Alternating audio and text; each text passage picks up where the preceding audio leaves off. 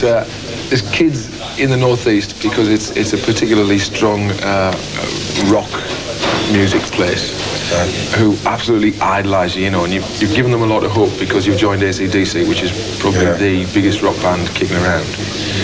What kind of advice would you give them if they were thinking about getting into the business, thinking about starting a band? That was a hard one.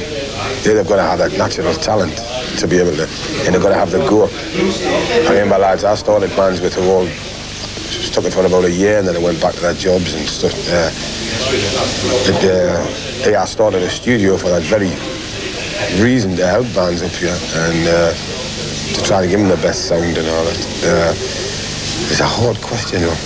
I mean, I could answer, I could say, guts, determination and all that thing, but I don't know. They've just got to like it a lot, and they've just got to keep going. Plus the fact they'll enjoy it once they get started. In the first time, when they get on stage, they're going to know if they're good, because the audience is going to go crazy for them. But if they're in a rock band, for God's sake, don't go into a working man's club, because it may put them off for life. Go to a rock club. It's got to be a rock club first.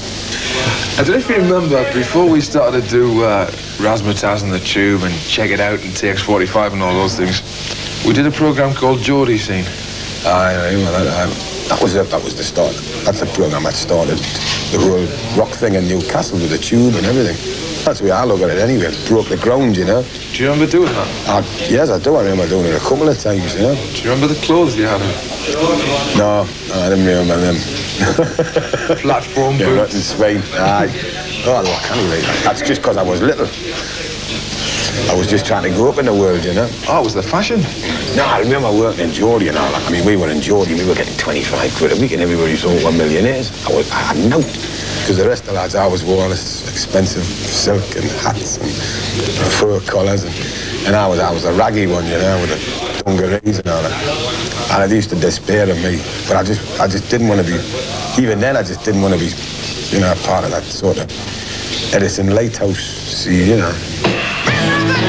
When I had nothing to say, just look at me now and shouting, hey, hey, hey, ooh, I feel good, ooh, I feel good, ain't no doubt about it, and it's all because of you, baby, all because of you now, woman, all because of you, baby, all because of you, yeah. When I got into Elliot, I stopped at Eddie Van Halen's house. If he ever comes here, so it was on the lodge of the Twisted Sisters. I'll stay there when I'm in New York. And it's nice, that kind of thing, because you get to know their families and their friends, and you become part of their community, and you see their side of life. And it is, but it's like everything else. Like, if you go to work, there's always swines, and there's always good lads in a family. It's the same in the rock and roll business. There's some real prats, and there's some nice lads, Unfortunately, the prats fall out where the nice lads. A lot of lads get into show business, do well, and they believe everything that's written about them, and they continue to live like that.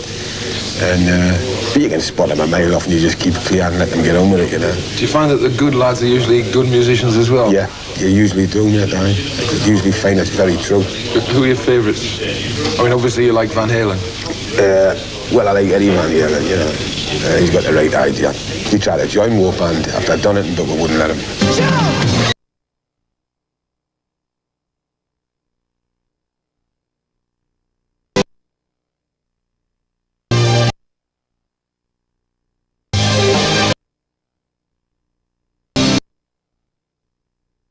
It's going to be great, mate. I can guarantee that.